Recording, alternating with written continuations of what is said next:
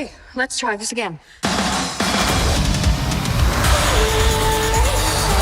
So we get to run around in a memory like time travelers. What is going on at this school? We have to see if they need help. Every little action can make a difference. It's really weird. Or way past weird. Circuit Breakers, I like the concept of this, that each episode is kind of different, but it's like kid relatable and has kind of the sci-fi backing to it. And your episode was fantastic. I love the, body swap kind of idea, to live in another person's shoes. Cole, maybe talk to me a little bit about what that episode entails. Yeah, so the whole episode is centered around the fact that the principal and a kid who the principal is not very fond of end up swapping bodies, and they learn a lot from each other.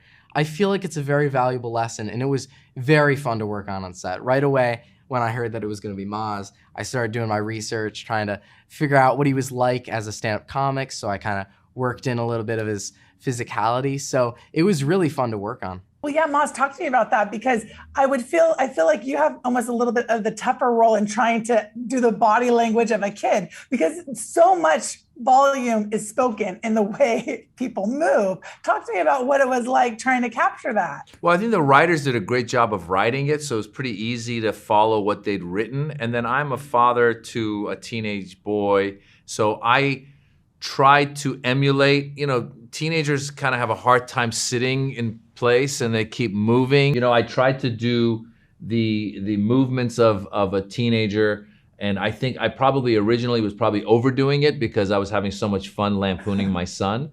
But then let's not forget in this show that I'm an adult who then ends up with a teenager's brain. So now I'm a teenager in an adult brain, but then I'm trying to hide it from everybody.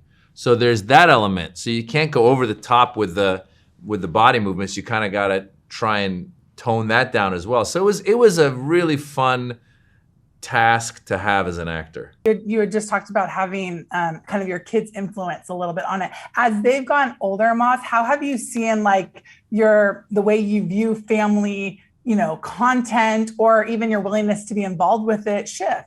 I personally, listen, if I get a chance to do shows that they get to see, that's fantastic. You do something, sometimes you do a project and you really don't know who's going to see it till it comes out, and then you get approached by people. So I was in Disney's Descendants. I played Jafar, and I really didn't know the effect it was going to have until I was hanging out with my kids at this pool and tennis club, and slowly these kids kind of worked their way towards me, and I was like, uh-oh, what have I done? What's going on? And then they came over and they go, are you Jafar from Descendants? And I was like, yeah. And they go, oh, we really loved it. I go, oh, that's my audience.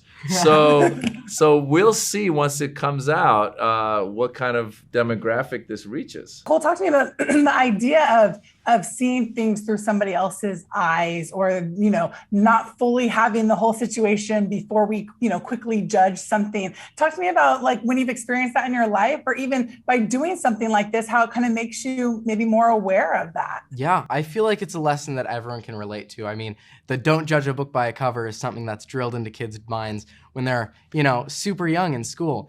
And I feel like everyone has had a moment in their life where they see someone and they just immediately have a thought of what they think that person's like. I am from Chicago, so coming to LA, I had my own mind of what I thought people in LA were gonna be like. And then I went to Toronto and I thought what Canadians were gonna be like. Canadians are actually really nice. But I feel like everyone has had that moment in their life. And it's good to have a reminder that everyone is very similar and everyone can relate to these things. It's good to have sympathy for everyone.